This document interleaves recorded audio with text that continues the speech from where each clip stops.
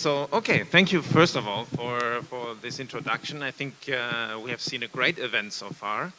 We know that just one floor below us, there are a lot of young entrepreneurs that try to use green chemistry ideas to generate their businesses. Now they're pitching in front of a judging panel, which is very exciting. And we are up here. And well, today I want to talk about green chemistry in general, why we do what we do, but also showcase a few companies that are using green chemistry and how that is relevant for us, how that is relevant for the global perspective. And I'm really also looking forward to discuss with you, open up for a Q&A after. I hope this is going to be exciting, and I'm pretty sure that the rest of the program this morning is fantastic too. So, how does this work? Yes? Closer? Oh, wow. Okay. So, let's talk about green chemistry. Or let's talk about, how do I have to point this? First of all, maaf saya tidak bisa berbahasa Indonesia. I'm sorry. I'm learning. So, this is the table of contents. So, I wanted to talk a little bit about chemistry and the society, why we need chemistry, what we're doing with it. And then also I wanted to talk about, oftentimes the problem in chemistry is not the problem that we think it is. The problem statement might be the actual problem, so I will go into that. And then I want to showcase 3 different companies and show how they do chemistry, how they use chemistry to solve a problem, and how that might also be relevant for emerging economies, of course. So let's start with a big question, why we do chemistry or why we need chemistry. Of course, we do chemistry because chemistry is useful and it can help us to fulfill a lot of different functions. We can do pigments, we can do pharmaceutical products or high-tech products or anything else that is in between those different sectors. But of course, we are also very well aware that pollution is a problem, that chemistry has consequences, and those consequences are most of the time unintended, but still they occur. And in the moment, we are in an area where the chemical industry is sort of navigating those hazards by managing them. But we really have to step it up a little bit and understand how nature does chemistry, right? Because nature does chemistry in a way where there is no waste, there is no pollution, there is no harm for the environment. And that is actually how green chemistry, of course, started in the 1960s, 70s, and then later in the late 1990s really came to life as a discipline, right? So, if we look at the trajectory of our economy and society and the environment, I think it's really important to understand that previously we saw all those different parts as separated. So we saw the society, we saw economy and the environment as separated entities. So they were viewed separate and they were also treated separately, right? So the community's problems were viewed as a community problem, and economic development is taken care of a dedicated council that looks at it. And also social needs are addressed, for example, by healthcare, but it's not really integrated. And environmental agencies were also a separated entity. But we're really generating that understanding by the need of protecting the environment. So ideally, this is an ideal scenario, of course. We have to understand that the economy is embedded in the society. We need it. We need it for our own growth, but also for our own resources. And also, of course, requires human interaction. I have to talk to another person to do a business, to really have a growing economy. But then also society is more than only the economy. It's embedded in something else. We have a social fabric that needs the environment. So we have to reach a state where all of this is integrated into each other. So this is what we're working on. This is also what green chemistry can help us, the understanding of how we can do, or how we can have a fruitful economy that is fruitful for our society and that is beneficial, or at least not polluting the environment. And how can we get there? It's really about the right balance. So Of course, we all know that people can be very idealistic and say, oh, we're only doing green businesses. But green businesses might not necessarily be profitable. So we really have to find the right balance between all those three different factors. So we have the economy, the environment, the society, and we have to make sure that we're not only focusing on profit, but we also have to make sure that we are not only focusing on the conviction. We have to reach a point where we have a good and healthy equilibrium. And that's really what the spirit of green chemistry and what the spirit of developing ideas in green chemistry should be. How can we be profitable without being polluting, without being harmful for the environment, but also bringing benefits to our society? And if we look at developments, especially in the, let's say, last 20, 30, 40 years, that were really aiming for making a big change in the, or a better change for environmental protection, those more sustainable ways of living. A lot of people were always very negative about it in the beginning and said, oh, that will never work. That is way too expensive. That is way too unrealistic. And that is, of course, maybe true in a very, very short term. If you look at solar energy, for example, when solar energy came out, a lot of people were saying, oh, this will never work. This will never scale. This is way too expensive. And you're right if you only look at the first 2, 3, or 4 years. But then after, solar energy made a giant leap, and now everybody is using solar energy. It's really cost effective, and it's actually getting cheaper and cheaper by the day as we speak. So it's really that we have to focus on how can we scale up those new technologies faster, because they might be extremely beneficial for our environment. And this upfront costs that one has to come up with, we could use chemistry speech for that. We could say, oh, that's a big activation barrier to get over, but once we're at the economy of scale, those businesses work. And we can see actually 3 examples there on the screen, one being solar photovoltaics, as I already mentioned. Then also in certain countries, wind power. I'm from Germany originally.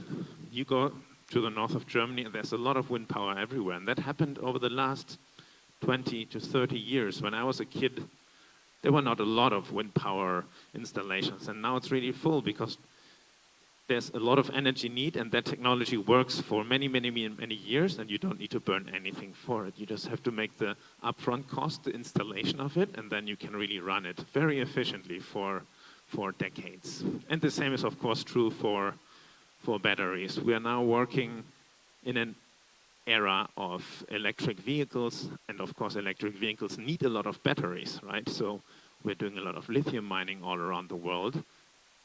And so the cost of those battery technologies is really going down by the day, because there's a lot of need for it. Everybody's interested in EVs, and I'm sure that in the future the prices will go down even more, and whole supply chains will adapt to the need of more lithium. There will be recycling technologies, and this is really going to be very, very exciting. And when we are developing those technologies, they always come with the risk. And actually downstairs, the entrepreneurs are looking at that. How do you fill that gap between an idea and being profitable in the private sector? This is something that many people call the valley of death, that little gap between the first development or the first pilot and the real scale up. So green chemistry is, in the moment, working a little bit in that area, and we are really trying to overcome that so that green chemistry becomes the norm. Because I think we can all agree that the way we have done chemistry in the past is, of course, not very good for the environment or for our own health. But we are working in this moment of transition where we have to focus on that we overcome that gap. And I already mentioned a few examples: solar energy, batteries, EVs, but also cars. When the first car was developed in the early 1900s, people were like, oh, that will never be better than horses. Do we see any horses on the streets nowadays? Not really. So I think it's really fascinating to see how we as humanity have developed over the last decades. And if we look at the chemistry sectors, I think we can all agree that green chemistry is already starting to infiltrate everywhere. So this picture, I will give you a few moments to look at it. There are so many sectors, and yesterday we have seen 2 company representatives showing how they are trying to implement green chemistry in all their different businesses. So all the supply chain of chemicals that we need, there's somebody working there to try to solve problems, utilizing the principles of green chemistry that we have already have seen yesterday in this great introduction by our colleagues. So it's going to be very exciting to see over the next years which new solutions come out. So green chemistry, of course, as we have already seen yesterday, is the design of chemical products or processes that reduce or eliminate the use or the generation of harmful and dangerous substances. And this is really important to think about the design. So the word design means, of course, the intention of intentionally redesigning or improving a process. And this graphic on the left side, I hope you can also see the bottom with the chairs, really shows us the points that we should focus on in the future to really make a chemical industry sector that is more sustainable in the future. And it's really important to think about, can we make the chemicals that we need from renewable instead of depleting resources? Because with the climate change ahead, climate technology is getting more and more important, so we really have to make sure that we do everything possible to redesign our chemicals from non-depleting resources. Then, of course, toxicity. I think chemists are really good in developing knowledge in the moment, and with the rise of AI, I think the understanding of toxicity of molecules will only increase. So when we develop a new chemical, we will have tools in the future that will allow us to say if a chemical is toxic or not. And I think that's really fantastic, because we should only use chemicals that are non-toxic for us and also non-toxic for the environment, of course. Molecular complexity is also important to consider. Do we need molecular complexity? Do we not need molecular complexity for products that we are developing? And of course, energy is always an important consideration. Do we need a lot of energy to synthesize a product or not? And then also distribution in the environment. We talked about persistence, we are talking about POPs. POPs are, of course, problematic because they're not very degradable. How do we make sure that our chemical products are degradable? So, design. We talked about design, and also I talked about redesigning things that are maybe already existing. And oftentimes, the problem statements are actually the problem, because often what we want is not necessarily what we really need. I'm leaving this picture here for a few seconds. What do we see? A what? A rotor. Yeah. Okay, we see an engine, so to say, right? And of course, there are a few companies in the world that do engines for airplanes. But in the 1960s, so one of them is Rolls-Royce from the UK. Some of you might know the big cars, but their main business is actually airplane engines. But what the company Rolls-Royce did in the 60s, they redesigned their business approach, and they said, maybe we should not sell engines, maybe we should sell mobility. And what they did is they came up with the idea of a subscription-based idea of power by the hour. So instead of selling the company the engine and then say, okay, goodbye, this is your engine, make sure that it works, they just sell them mobility per hour. Like, so they are making sure that the engines run. And this is, of course, good for the airline, because the airline can also only focus on, oh, I need to run my airplane. So if something breaks, they call Rolls-Royce and say, oh, that airplane has a little problem. And they also make sure themselves that they make more efficient products. So for Rolls-Royce, it's really a win-win situation, because they're optimizing their processes all the time. And they're also keeping all their maintenance operations within the company. So it's a really interesting and very sustainable thing, because it forces their own company to be more efficient. So if we all think about how we can maybe use that kind of auto improvement within a company. That's really something very positive. And the concept of chemical leasing is actually leaning onto that. So chemical leasing, who's familiar with that concept or has heard about it before? Chemical leasing. Okay, so chemical leasing. If I'm a company that sells a liquid to clean windows, instead of a liter of liquid, I could also just sell a surface that I clean, square meter, right? That forces me to make my product as efficient as possible, and it also really establishes a strong bond with the client. So that's what chemical leasing is about. Instead of selling the chemical or the product, I sell the function. This is actually the F factor. Some people call it the F factor, the functional factor of a chemical. And this is really a disruptive innovation, so to say. Somebody has thought about, how can I do my business better? And this is, of course, a very interesting solution. I want to talk a little bit more about the importance of disruptive innovation. I think this is especially interesting for entrepreneurs or for people interested in developing something new. We, of course, know that innovation is a continuous process. Green chemistry itself as an innovation didn't just come from one moment to the other. It was a continuous process where we understood the problems that the chemical sector had, and then we started thinking about new solutions to make it a better place, right? So I think this is a very beautiful quote by Orhan Harari.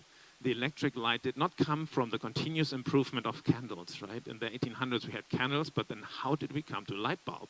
Of course, there was a guy, last week I was in Serbia with our partners from there, and many of you might know that Nikola Tesla was actually a Serbian citizen, so I went to the museum of his technologies, and of course the technology of electricity and how we can conduct electricity and how we can bring electricity from one place to the other was really a disruptive innovation that led to the use of electricity and eventually of light instead of candles.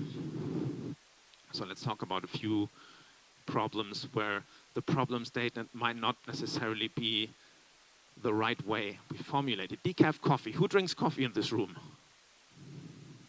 Who drinks decaffeinated coffee in this room? Oh, okay. I really like coffee a lot, so sometimes I'm like, maybe after 4 coffees I should drink another thing that's similar to coffee but doesn't have caffeine. But there are also people that really cannot drink caffeine because their body reacts very strongly to it. So we need decaffeinated coffee. Or we want decaffeinated coffee. Okay, how do we do decaffeinated coffee usually? With a pretty complex extraction process. There are 2 different processes on that graphic. On the top you can actually see an extraction process that uses solvents. In the old days, people used dichloromethane to extract caffeine from coffee. So the first instantaneous decaffeinated coffees had a little bit of a smell to solvent residues to it. Nowadays, we're pretty lucky we're using something different. We're using supercritical CO2. So on the bottom you can see that process. It's a little bit more complex, but it's also very efficient and you can scale it up very easily. So now most of the decaffeinated coffee is actually made doing supercritical CO2, which is easy because you pressurize it, and then after depressurization, you can reutilize the CO2 and you have a clean, caffeine-free coffee. But is that really what we want? Or do we just need coffee without caffeine, right? That's what we really need. So guess what? People are now using biotechnology and the power of genetics to genetically modify the plant a little bit and actually identify the gene in the plant that codifies for the production of caffeine, modify a little bit, and then there will be much less caffeine or even no caffeine in the plant. So that's actually an interesting problem statement, right? Because we think we want a caffeinated coffee, but we really need coffee without caffeine. And there might be different approaches to reach that goal. Colored fabric. Whenever I'm in Indonesia, I always see the batik shirts, and they're so beautiful and so colorful. So we want color.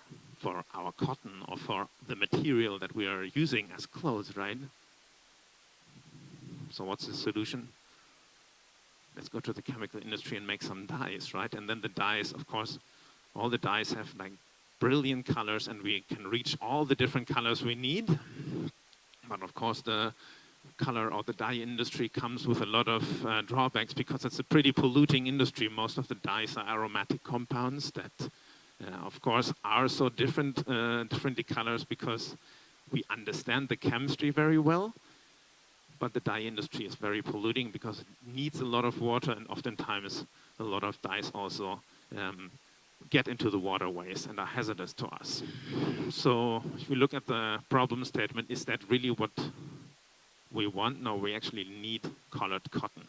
And if you go into nature and you look into the very nature of cotton, similar to caffeine, you can actually play around with it. Some cotton plants produce a cotton that has already some colors. So if you just look into the biology of the plant, you can actually modify it again a little bit and tune the color of the cotton without having to add any dye to it. So this is another really interesting approach to solve that problem. A few more. Grass. I don't know how common is growing grass in Indonesia. In Indonesia, of course, the weather is always good and it's always humid, so everything grows everywhere. But where I come from in Germany, we always like grass in our garden, right? And we also want a machine to mow the grass because if the grass becomes too long, it doesn't look pretty, and the neighbor will talk about you, and you will be like, hey, okay, somebody has to cut the grass. So we get a lawnmower. If you go and take the lawnmower on a Sunday at around 12, people will start complaining because it's lunchtime and everybody wants to relax. It's a problem, right? And it's actually also not really what we need. We just need short grass. And again, biotechnology can help us because there are grasses that only grow until a certain height and then they stop growing. Because not all plants grow indefinitely, right? So again, we can find solutions that are different.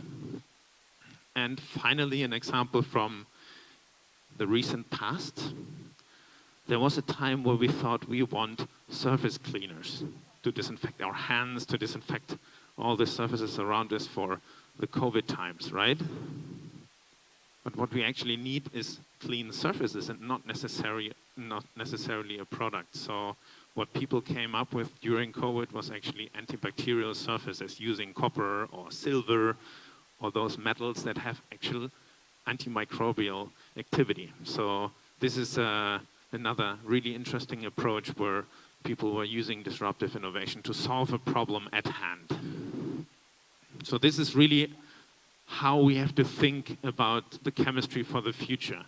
Instead of thinking linearly and just fulfilling the function and then whatever happens after, which is a linear approach on the left, we really have to think about how do we use all our products that we already have? How do we make everything circular? How do we, after the end of life, reuse our products? So this is the very idea of circular economy. Everybody's always talking about circular economy.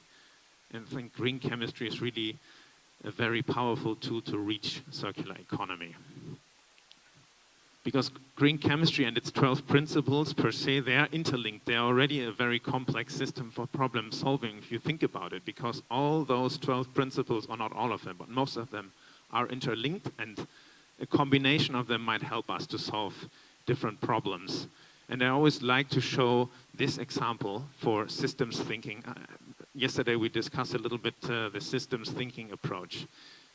If we look at our chemical sector, or most of our productive sectors nowadays, it's an open system where we extract things from underground, use it, generate some products out of it, and after the end of life, those products will transform into CO2, either through burning, through fermentation, through biodegradation, or whatever. And then the CO2 will reach into the atmosphere. So we're really working hard to close this system. And green chemistry is one tool to actually help us work for that goal. We can identify biological resources instead of resources that are underground. And those biological resources, of course, through regrowing, always recapture CO2, and they're helping us to close the open system that we're operating under now to a closed system. And now I want to show a few examples of companies that are already working utilizing green chemistry or green chemistry ideas for their business models. And I know that the plastic sector, or plastic pollution also for that matter, is a big topic here in Indonesia, and there are more new plastics coming up. And one example I want to show is actually the company Nature Works. So if you look at the different plastics that are around us, you can classify them in that graphic on the left side, all of them, right? Most of the plastics are conventional plastics, fossil-based and not biodegradable. But there are also bio-based, not biodegradable plastics. They are biodegradable and fossil-based, and there are also biodegradable and bio-based plastics around there. So as I said, most common are those plastics that are living in the quadrant on the left top. Those are polystyrene, polyethylene, polypropylene, all those standard plastics that are around us. And we have all seen those different classifications of plastics. I don't know how the regulations are here in Indonesia, but usually under each plastic object you will have like a little triangle with a number or a code or a combination of both, right? Which lets you to identify what kind of plastic you're dealing with. And of course, one approach to solve the problem for the plastic crisis is recycling. People like recycling, like the idea of recycling. Many countries have the big recycling bin. So all the plastic that we have goes into the recycling bin. But there's a problem. We have a mixture of so many different plastics that makes an efficient recycling really, really difficult. So the recycling facilities cannot really operate efficiently. And most plastics land in the same system and will eventually end up in the landfill because the recycling facilities cannot handle a combination of so many different plastics. And that's how they eventually also end up in the ocean, because there's no efficient way of utilizing that resource. And of course, we also like to use single-use items. I think that's also a fashion that came up over the last maybe 30, 40 years. I'm pretty sure that our grandparents were not going to a coffee shop and buying a coffee in a throwaway recipient. That's really something that came up over the last decades because it's convenient and it's here to stay. We will not change that. Like, we just have to think about ways where we can make reusable alternatives more approachable or more realistic. Because again, single-use plastics items are practical and common, but we can see the plastic waste management graphic there on the top right. A little bit under 10% of all the plastics in our waste streams get actually recycled. So alternatives are available, and I'm going to talk about one. And really, I think early adopters of those kind of technologies will have of course, a competitive advantage in the future, because we are moving there. We are moving to more reusable or degradable or more benign alternatives. There's no question. One of these is actually polylactic acid. I guess many of you have already heard about it. Yes, okay. Do you like it? Very good? Okay. Cassava. Okay, all right, that's a good resource. I'll talk a little bit about polylactic acid. So it's a compostable plastic that is not perfect, but it can help us actually understand the problem better, and it can help us also bridge that issue a little bit. So let's talk about chemistry for a little while. So polylactic acid, as the name suggests, comes from lactic acid. Lactic acid can be made through fermentation from starch from corn or other cassava or other resources that are rich in carbohydrates. And then you can actually ferment it to the lactic acid molecule, and then you can have the lactide, that is the circular molecule at the top, and you can start polymerizing it. And the good thing about polylactic acid, you can make pellets out of it. Pellets that can actually be utilized in plastics facilities and be molded into those products on the right, even single-use products. And then you can actually discard the plastic, and the plastic can undergo 3 different ways of reutilization or repurposing, so to say. One is, of course, biodegradation or composting, which leads to CO2, which can then, through photosynthesis, again, be trapped by corn or or any starch you plant. Or you can also think about breaking it down through alcoholysis, and you can go back to lactic acid, or you can even think about good ways of depolymerizing and really recycling the plastic per se. So it's a pretty cool alternative. Of course, most people are using polylactic acid with the hope that it's compostable, because it's a biodegradable polymer. So what this company does, NatureWorks, they actually use the starch. They're from the Midwest in the US. It's a place that is very rich in corn. So after you sell the corn in the plant, there's still a lot of starch that you can extract, and you can make that polymer out of it. That polymer has a brand name in Geo, and then there's this other company called World-Centric that uses that, that polymer and makes single-use plastics items out of it. And in the middle, you can see that little water beaker that says certified compostable. Why is that so important?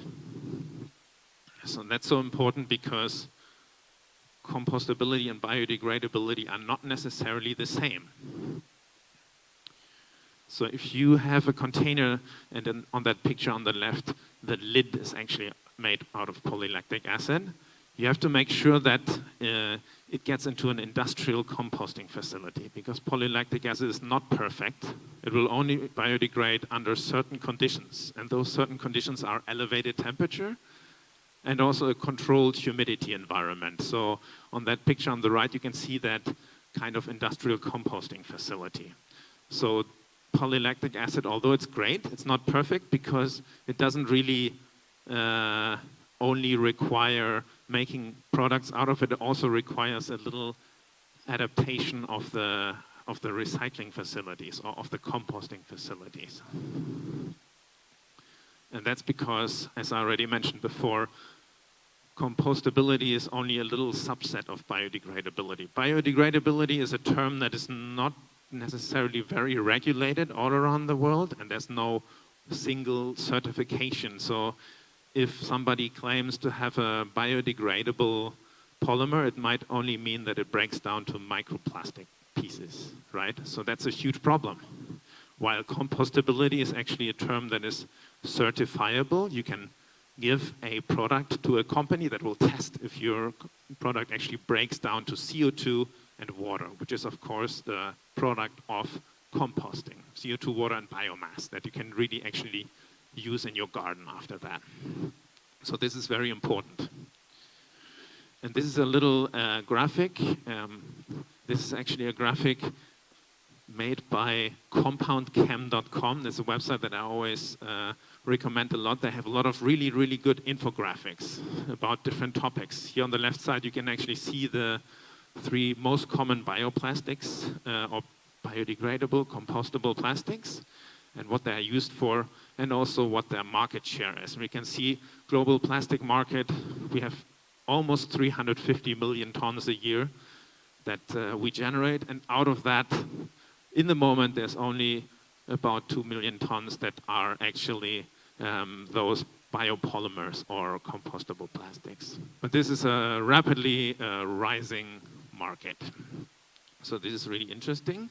And what comes in the future of plastics, I would argue that almost all around the world, people are very interested in moving away from that classic sector on the top left and move somewhere else. So we already talked about the future, that we have to think about better recycling mechanisms for our plastics. But also, what's coming is, of course, composting or compostable plastics that can just be composted at home, because who wants to install industrial composting facilities all around the world? It's very complex, right? So new plastics will come that can actually break down in the environment, and you can just put them in a landfill or maybe in your composting facility in your own garden.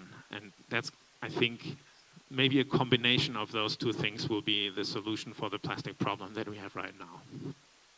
That's what I wanted to show you about NatureWorks. Let's talk about another example of a company that is utilizing the principles of green chemistry. Who has heard about Perstorp? There might be a few people that, because it's a company that was founded, I think, in Sweden but then got bought by a Malaysian company, I think at one point, and now has their headquarters in Kuala Lumpur, if I'm not mistaken. So Perstorp works with plasticizers. Why do we need plasticizers? Because if we have a virgin plastics are usually pretty rigid and pretty hard. And they're not necessarily useful for everything we want to do. We have to soften them up a little bit so that we can mold them in the form that we need. So if we look at the molecular chains of plastic, all the plastic polymers, they sit next to each other and they can't move. So how do we soften that up? We add molecules to it. We add molecules that are plasticizers. And there are two different types of plasticizers. One are internal plasticizers, and that term really means that we are co-polymerizing those polymers with other things that make them softer. Or you can also add external plasticizers, which are molecules that are not covalently bonded to the polymer structure itself. And that's of course, the external plasticizer. In this picture, we can actually see something very interesting. This is PVC, both cases. So we have a rubber for erasing a pencil, right? And at the bottom, we have a typical water pipe or gas pipe that are often made of PVC.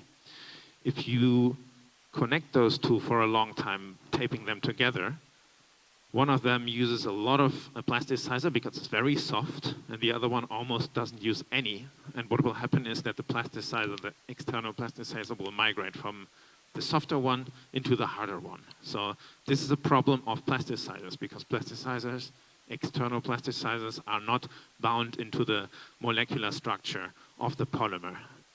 And this is of course a problem, because that means that plasticizers will also be prone to move into the environment, or even to move into our own bodies. And this is a very important consideration, because one of the most common plasticizers are phthalates. At the top left, we actually see the general chemical structure of phthalates, that aromatic structure with a few ester groups on there. And what's the problem with phthalates is that phthalates are not metabolized into benign products or subproducts. Some of those are either persistent in the environment, or they're endocrine disrupting, or even both. The term endocrine disrupting, I think most of us have already heard. It's very important because endocrine disruption is of course problematic for the development of the human body and also for the correct hormonal function. And we can really be exposed to phthalates from plastics along all the different stages of the life cycle of plastics, from manufacturing to production of products in use to the disposal, and even after recycling, through all the different kinds of routes that we see there: skin in contact, ingestion, inhalation, or even through medical devices. Because of course medical devices oftentimes are also made out of plastics that are soft or hard or have different composition, but they all need plasticizers. So it's a really important consideration. And well, endocrine disrupting chemicals are important to consider. They are only one subset of industrial chemicals that we are often exposed to. But they can really have an effect on our thyroid function, or they can also, of course, induce reproductive or metabolic disorders. And I think the most common example is actually that a lot of kids' toys are very soft, and they use a lot of plasticizers in there. So it's really a consideration that we should take to protect us and our children from too much exposition to chemicals. So I want to talk about regrettable substitution for a little while. So of course the chemical industry identified that problem, and there were regulations coming up. So then oftentimes chemists are smart. They want to optimize their time. So they find the easiest solution for a problem. So phthalates are regulated, so what do we come up with? With the easiest solution, while keeping the structure, they only made that molecule at the top, at the bottom right, which is the non-aromatic version of phthalates. And since the demand for plasticizers is still there, that was the most immediate solution. And it was not regulated, it was not problematic. But then, of course, after some time, people found out that most of the biological effects that were bad in phthalates can actually also be found in that subclass of molecules. So nowadays, people are looking into different kinds of plasticizers. And Perstorp's approach is actually based on two molecules that can actually be found in nature. And you can see the structure at the center in the black drawing there. It's pentaerythryl tetravalerate, which is the structure in the middle. And then its hydrolysis products are, of course, much more benign. There's no aromatics, there's no breakdown products that are problematic, because this is really based on pentaerythryl and valeric acid, which are non-problematic molecules. So this is a good approach to solving the plasticizer problem, right? There are other benign plasticizers out there. Many of them are based on molecules that can be found in nature, like succinates, maleates, or fumarates, and their breakdown products would be much more benign than the ones that can be generated from phthalates.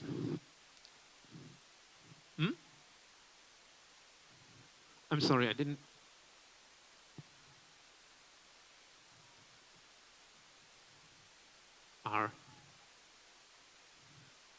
I can't really hear you very well. Maybe we can discuss that after, and I will give you a microphone, okay?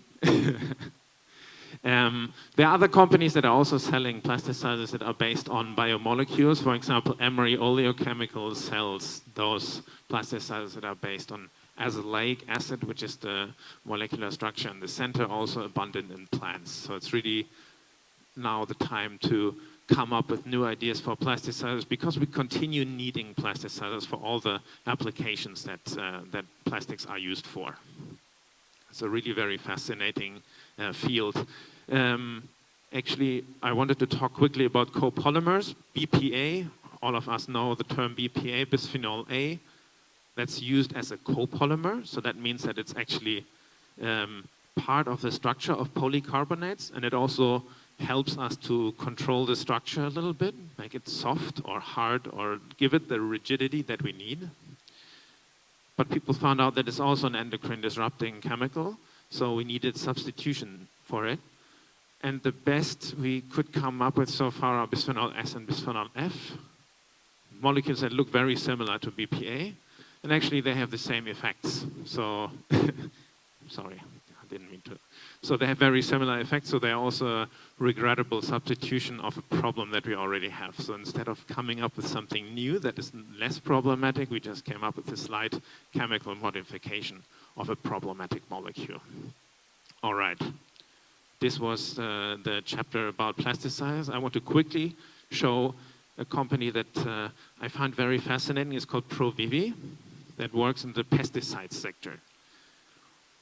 Unfortunately, we need pesticides, right? We can agree on that. Although we don't like it, although we all want to eat pesticide-free food, it's really not realistic, because we need an efficient agricultural sector, and we need to control the pests that affect our harvests. So it's very important for global food security. So that's why we came up in our human development with a lot of different types of pesticides for all the different kind of problems that can affect our harvest.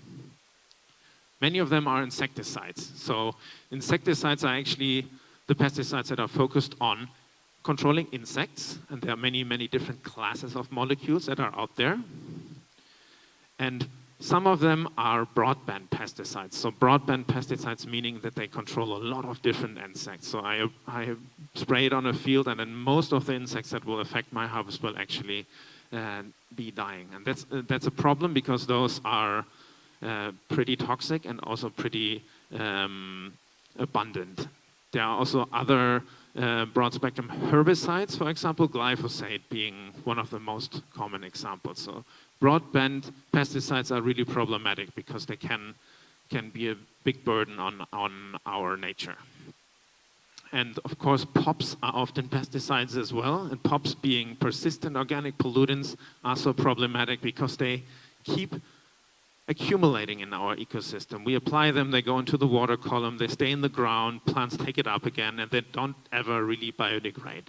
And of course, DDT and also molecules like chlorpyrifos are the best examples of that. And we have talked about POPs already yesterday, so those are actually pretty problematic.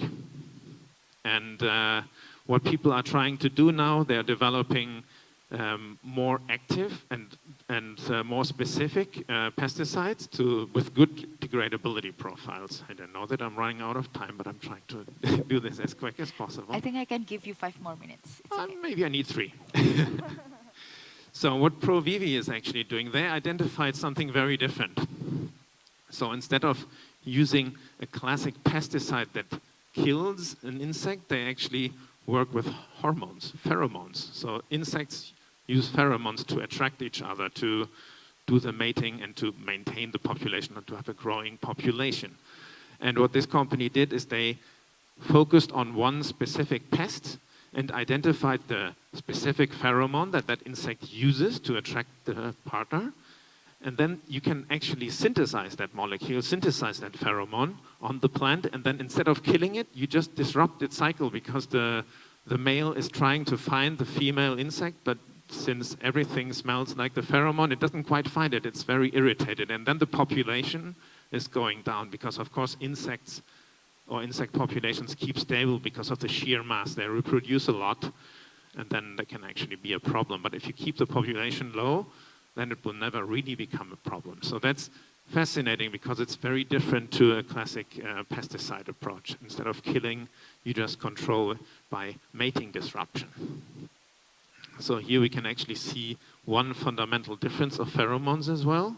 So each insect that we find has a specific pheromone that it uses. And randomly or seldomly do they interfere with each other. So one pheromone really only works on one species.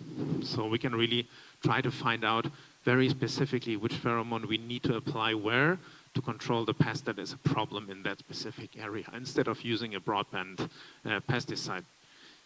If you look at the chemical structure at the bottom right, you can actually see that they also look very different, right? Aromatics, often heteroatoms in the structure. So only by looking at the molecules, you can already see, aha, okay, that's an interesting way to go forward. So I already mentioned that mating disruption is the key here, and one more interesting thing of ProVivi's business is actually the synthesis of those molecules. They use biocatalysis, and biocatalysis is very important because it's very benign and it's very efficient. So biocatalysis is, of course, made by enzymes. So after ProVivi identified the molecule they want to make, they were looking into nature for an enzyme that can actually help them synthesize that molecule, even in a very low activity. And then you can isolate that enzyme and start doing something that's called directed evolution. So you put it under evolutionary pressure that you can do with certain chemicals, so the enzyme will modify itself, react to the external pressure, and you will have a lot of different small modifications of the enzyme, and then you can identify which of those are actually the most active ones. And doing that over and over again, you can actually directly cause an evolution of the enzyme and find a version of it that is more active than the wild type, than the original one. And that's a very interesting approach, and many companies are trying to utilize that technology. And this is the basis of ProVivi's chemistry. It's an approach that Francis Arnold got the Nobel Prize for in 2018. So it's a very inspiring story, I think, that we can understand how nature does things and really harvest the activity of nature for something very useful for us. Okay, so this brings me to the end. And before closing, I wanted to just show you the Stockholm Declaration on Chemistry for the Future. This is a new activity that actually the green chemistry community started earlier this year. So it's an urgent call for people from around the world to connect over the common topic of green chemistry, sustainable chemistry. I invite you to scan that QR code that you might not be able to see because it's behind this table. But if you Google the name Stockholm Declaration for Chemistry of the Future, I invite you to sign this declaration and show your support of the chemical community. And join all these institutions that are already on board there.